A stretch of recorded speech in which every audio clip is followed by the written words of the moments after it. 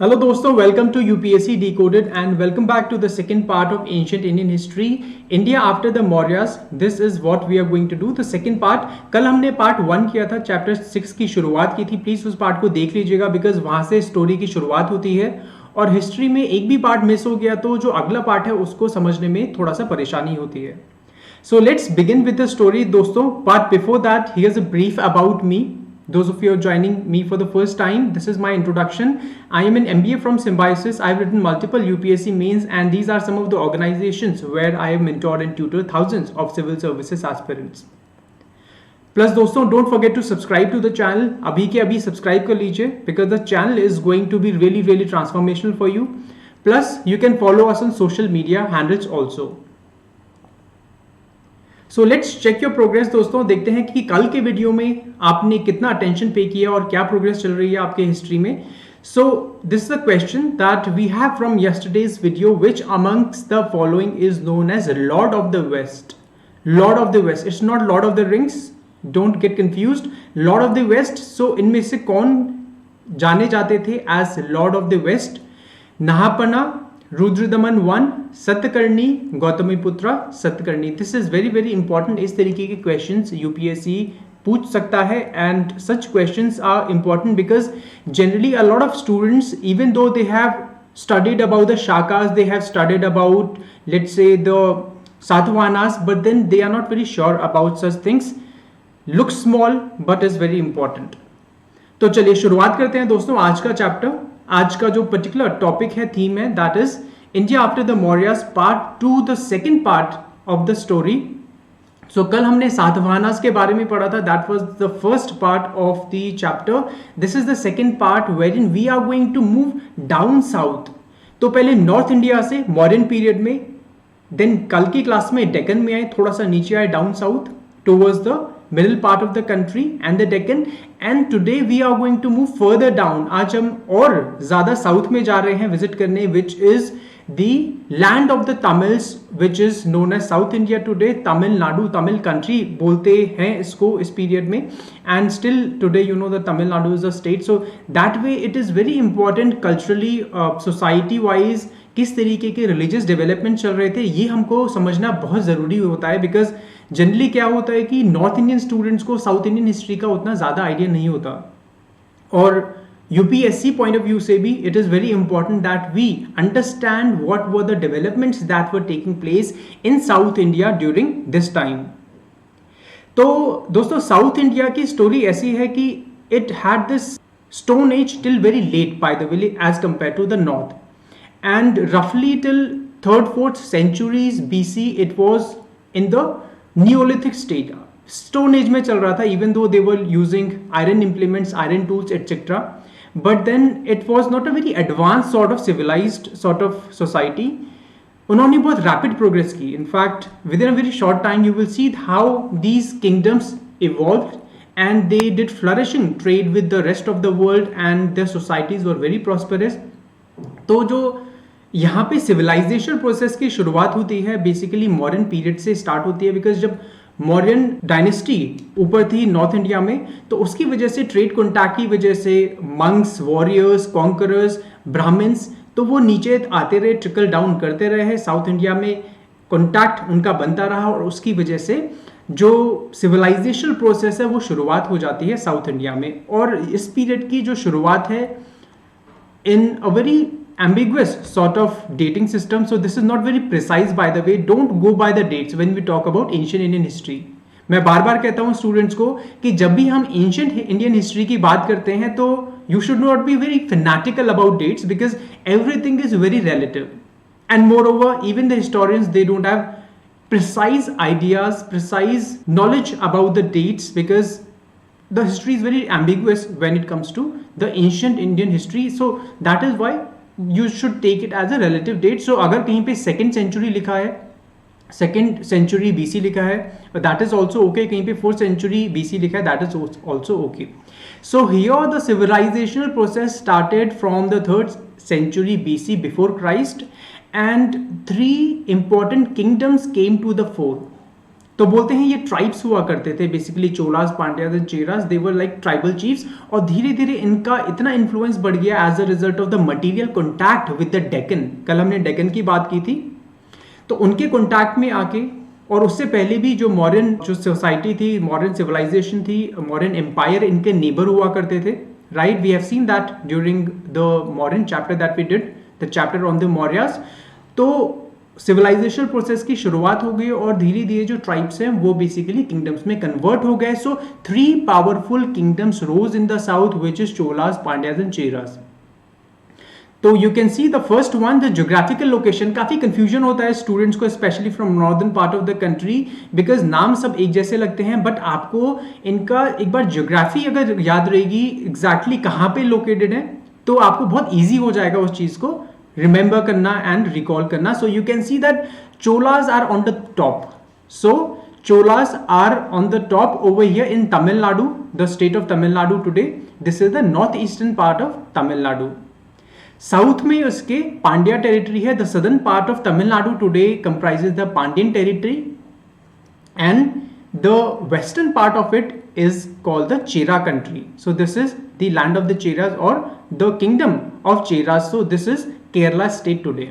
So Cholas हो गया north eastern part of the Tamil Nadu, Chera हो गया Kerala, and we have Pandyas that are in the southern part of the Tamil Nadu. So I hope this is clear, not very difficult to understand, but students map नहीं देखते, और map ना देखने का एक बहुत बड़ा pitfall ये है कि आपको confusion होता रहेगा कि कौन सा चोलास है, कौन सा चेरास है। एक और इंपॉर्टेंट चीज है दोस्तों, एग्जाम पॉइंट ऑफ व्यू से प्लीज याद कर लीजिएगा that what are the symbols and Capitals.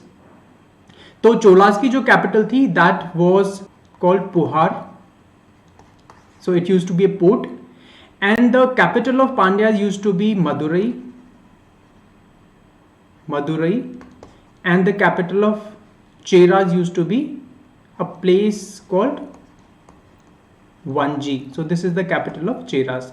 Plus इनके एम्बलेम्स देख लीजिएगा, चोलास के एम्बलम है tiger, then in the case of Pandyas it is fish, in the case of Cheras it is bow and arrow. So very simple, but please remember these facts, important है। आपके PT में question पूछ सकते हैं, match the following, these are the names of the dynasties on the one hand and on the other hand we have the emblems. So please याद रखिएगा, इनकी Capitals भी याद रखिएगा।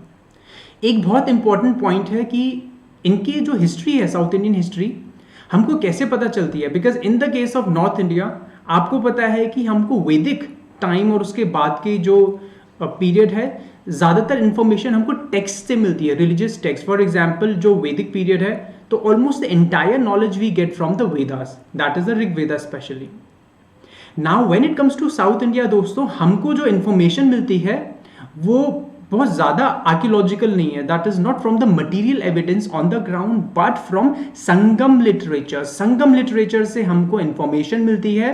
सो संगम लिटरेचर क्या है? Sangam literature was the literature that was compiled in 3 Sangam assemblies that were held at the town of Madurai.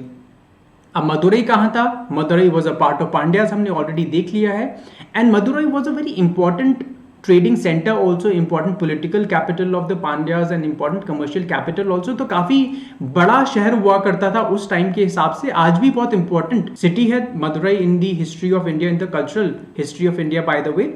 तो मदुरई में ये 3 Sangam assemblies they were held where in the poets, तो बार्ड्स होते हैं, जो वंडरिंग मॉन्क्स होते हैं, पोएट्स वगैरह होते हैं, तो वो इकट्ठा हुए वहाँ पे और उन्होंने 3 असेंबलीज की, assembly number 1, assembly number 2, assembly number 3, अलग अलग टाइम पीरियड्स में।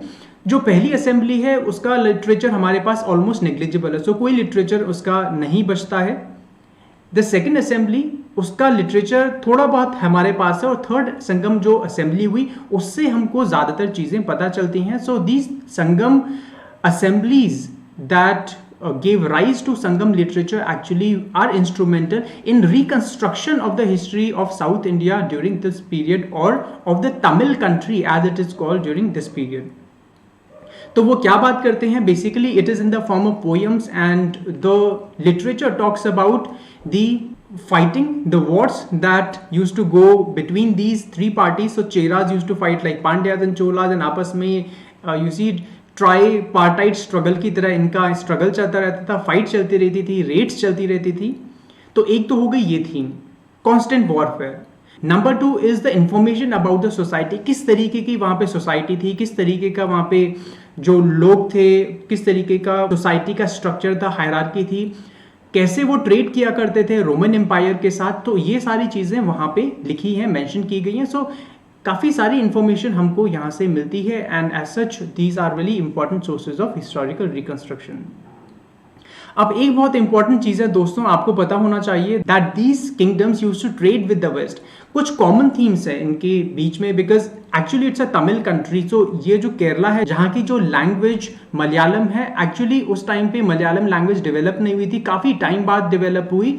तो ये तीनों जो किंगडम्स है तमिल कंट्री का पार्ट है, और जो कॉमन थीम्स हैं, कॉमन थीम्स सेम है। For example almost the same people, Dravidian people speaking Dravidian language, then the societal structure was the same, then they used to trade with the Romans, that is the western part of the world during this time, because उस time पे Europeans as in the northern part of Europe बहुत prominence में नहीं आए थे। तो it was not the British empire और some let's say French empire, it used to be the Roman empire. तो रोमन एम्पायर के साथ ट्रेड किया करते थे, this is another very common thing. तो आप कैसे कंफ्यूज नहीं होंगे इनके बीच में, चोराज, चेराज एंड पांड्याज के बीच में, that you have to remember the common themes. So all of them traded with the West. Roman Empire, I have put in this map so that it is easier for you to understand. And the Romans used to trade with them, vice versa. Roman used to settle in colonies in the Tamil country, और बहुत अच्छा खासा trade होता था, जिसकी वजह से ये तीनों के जो तीनों किंगडम्स हैं वो रिच हो गए, बहुत पैसे वाले हो गए, and they are like very very renowned for their wealth. Gold coins, a lot of gold coins have been found in the southern part of the country from this ancient period, which shows that they had flourishing trade relations with the Roman Empire. So you can see the extent of the Roman Empire. दोस्तों कोई छोटा मोटा empire नहीं है, it's not a petty territory or some kingdom, it's a very very big empire for those times when communications were very difficult. So you see the adventurous spirit of the Romans. तो पहले you had Alexander coming to India, conquering the world, and then you had the Romans who have conquered a big part of the world during this time. So Red Sea ke through you can see that these are some of the important ports. Alexandria was very very important, that was founded by Alexander. So we have Luxor, another very important city for the Roman Empire. So Red Sea ke through ये trade किया करते थे. So there are some ports actually from Gujarat and from Konkan, but here we are talking about South India only. So one of the very important ports is Muziris. Please remember this, exam में पूछा हुआ है, so दोबारा बहुत अच्छे chances हैं पूछे जाने की। म्यूजिरीज, तो ये चेराज के अंडर में आता है जो म्यूजिरीज पोर्ट है। आज की डेट पे पता नहीं कि कहाँ पे था एग्जैक्टली, कंफ्यूजन है हिस्टोरियंस के बीच में, there is this disagreement amongst the historians where exactly is that. उसके बाद ये तो हो गई चेरा कंट्री की बात। Then we have the Tamil coast as in the territory that was held by the Cholas and the Pandyas. तो वहां पे एक बहुत इंपॉर्टेंट पोर्ट टाउन है जिसको अरिकामेडू बोलते हैं, this was under the Cholas. Please remember this, a very important port town is Arikamedu, जहां पे हमको हिस्ट्री से ये पता चला है कि यहाँ पे रोमन्स सेटल थे, रोमन्स की कॉलोनी थी, वो सेटल्ड हो गए थे यहाँ पे, और वो फैसिलिटेट करवाते थे trade between the Roman empire and the South Indians. So this is how actually it was a very very important center of trade and commerce. और यहाँ पे कॉटन का जो टेक्सटाइल्स था इसकी जो प्रोडक्शन होती थी, and they used to send these cotton textiles, they used to send spices, precious stones, peacock, monkey. Now you would be wondering कि ये मोर और बंदर को क्यों वहाँ पे एक्सपोर्ट कर रहे हैं, इसका क्या वर्थ है, because they were considered exotic in those locations, वहाँ पे नहीं होते थे इस टाइम पे, you see in this part of the world. And peacock and monkey were considered very very exotic, and काफ़ी उनको इंटरेस्ट आता था, क्यूरियोसिटी होती थी कि ये क्या चीज़ है। That is why amongst the rich people, because all these items are for the rich, not for the common people. आज का जो ट्रेड होता है वो काफ़ी अलग है उस टाइम के ट्रेड से। आज का जो ट्रेड होता है वो सब कैटेगरीज के लिए होता है, middle classes, lower middle classes, for the upper middle classes और अपर क्लासेस व्हाटएवर। उस टाइम पे जो सिर्फ रिच हुआ करते थे उनके आपस के जो चीज़ें यूज़ कर सकते थे उनके बीच में ट्रेडिंग होती थी, उन चीज़ों से ट्रेडिंग हुआ करती थी। सो you can see that peacock, precious stones, textiles, spices, all of them, they were very very expensive for those times. तो ये तो इंडिया एक्सपोर्ट किया करता था, ये सारी चीज़ें इंडिया एक्सपोर्ट किया करता था। बट इंपोर्ट क्या करेगा? सो इंपोर्ट भी कुछ करेगा. So one is the gold drain that was taking place from Roman empire to India. तो काफी परेशान रहा करते थे Italians and the Romans that यार पूरा का पूरा पैसा इंडिया में जा रहा है. So this drain of money that was taking place, so the balance of trade was in India's favor as against what is today in today's situation. And the second thing is what they used to give and export certain items like, let's say, glassware, let's say porcelain, and some of the basic stuff. So not too much actually. For example, there was another thing called lead. So lead भी export किया करते थे, but not too many actually. उनको वो देने के उनके पास ज़्यादा आइटम्स नहीं थे इंडियंस को. तो ये हमने देख लिया ट्रेड एंड कॉमर्स, हमने देख लिया foundation of these kingdoms. Now let's talk about the life of the people. So life of the people would remain the same in most part of the country. So बहुत ज़्यादा difference नहीं है as compared to the north. Same thing, most people lived in the villages. In fact, इस तरीके का जो lifestyle है वो चलता ही रहता है right up to the medieval times also. So there isn't too much of a change when it comes to life of the people. So not too much to talk about it essentially. ज़्यादा उसमें कुछ समझने वाली बात नहीं है. It's very simple, very understandable. But आपको एक चीज़ समझनी पड़ेगी कि इस काल में, इस पीरियड में there was Brahmanization of the Tamil society. Brahmanization मतलब होता है कि जो वैदिक आइडियाज हैं, वैदिक सोशल स्ट्रक्चर्स हैं, रिलीजियस बिलीफ्स हैं, वो धीरे धीरे नीचे पर्कुलेट कर रहे थे साउथ इंडिया में. So from the north of the country, from the northern part of the country, it was coming down south. तो इंडिया की तरफ, सो साउथ इंडिया की तरफ बेसिकली पर्कुलेट हो रहे थे. नॉर्थ से साउथ में ये जो वैदिक आइडियाज हैं, वैदिक बिलीफ्स हैं, ये सारे के सारे पर्कुलेट कर रहे थे. As the southern Indian society it was getting Brahmanized and it was getting sort of Hinduized. So वो चीजें वहां पे चल रही थी, प्रोसेस चल रही थी. काफी टाइम लगता है इन चीजों में, but actually this period accelerated from 3rd century BC to 3rd century AD. तो इस जो पीरियड की बात कर रहे हैं एक्चुअली इस टाइम में ये सब स्टार्ट हो जाता है. So Brahmins from the northern part of the country they start arriving in the Tamil country for their patronage. So kings के साथ वो काम किया करते थे. They used to counsel them and that way they used to get gifts and money etcetera from the kings. So that way there was this Brahmanization of the southern Indian society. और धीरे धीरे जो caste system है वो develop हुआ वहाँ पे. Brahmans, then we have Kshatriya, Shudra. So इस तरीके के जो कास्ट स्ट्रक्चर है that began to develop in the southern part of the country. So this is the most important theme that you should remember as far as the life of the people is concern. And the society also started changing accordingly. So social जो structuring होती है वो भी उसी हिसाब से change होने लग गई. Otherwise king was collecting taxes. So he was ruling over the people, collecting taxes from the peasants, herdsmen. So this is not something which is very extraordinary. तो जो religion का linkage है वो society से भी linkage है. So that is something we have just discussed in the previous slide. किस तरीके से जो religious ideas, beliefs हैं, जो social structure है, which is represented by the religion, because religion is not purely religion over here. Please try to understand this. Religion is connected with the stratification in the society. It is connected with the society. So जब जो ideas हैं, religious beliefs हैं, north से south में आए तो society में भी उसी तरीके से चेंजेस आपको देखने को मिल जाएंगे. सो we have some important ideas that flowed down south along with these monks, priests, and these people who used to spread religion like missionaries, etc.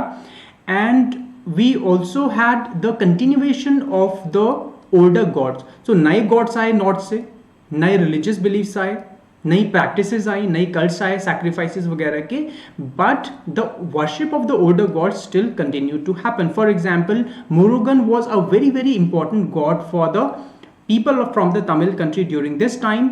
तो जो मुरुगन है, he was supposed to be living in the hills and he was supposed to be a war god. He was supposed to be a god who was known for his strength. तो लोगों को वो strength वगैरह provide किया करते थे. War में इनका नाम लिया जाता था. जैसे वैदिक पीरियड में इंद्रा का सिग्निफिकेंस था, exactly the same almost. So this is the sort of god that is representing the highest form of god or the most popular god in the Tamil country. Then there was this introduction of another religion. So it's not the Brahmanical religion, Jainism, Buddhism that made the impression on the south during this period. But एक दूसरा religion उभर कर सामने आता है इस time पे, that in the 1st century AD there was this very important religion that came to India. और उस religion का क्या नाम है? उस religion का नाम है Christianity. आपको पता होगा, so this is no secret by the way, ज़्यादातर लोगों को basic information पता है that Thomas the apostle, that one of the apostles of Lord Christ or Jesus Christ, he came to India. He came to India during this time. He reached the Malabar coast. तो ये जो Malabar coast है ये वाला, तो यहाँ पे ये पहुंचे और इन्होंने क्रिश्चियनिटी की इंट्रोडक्शन कर दी, मतलब नींव रख दी इंडिया में और शुरुआत कर दी. So that way it led to the introduction of this new religion and the people began converting to this new religion. तो जैसे ही ये new religion introduce होता है उसी टाइम पे इंडिया में लगभग आ जाता है. So you can see that India is one of the first countries that had this new religion as soon as it began in the western part of Asia. So even today the Europeans converted to Christianity. उससे पहले India में ये religion आ चुका था. You can see that how symbolic it is. Isn't it interesting? So that was all for the day दोस्तों. I hope you understood the changes that took place in the southern part of the country. It is important for you to understand the societal changes, the political changes and the economic changes and the religious changes in the down south, because south का ये वाला जो story है शुरुआत हो जाती है. This is something we will pick up on in another thread later on. So I will see you tomorrow. Till then, take care. Have a good day ahead.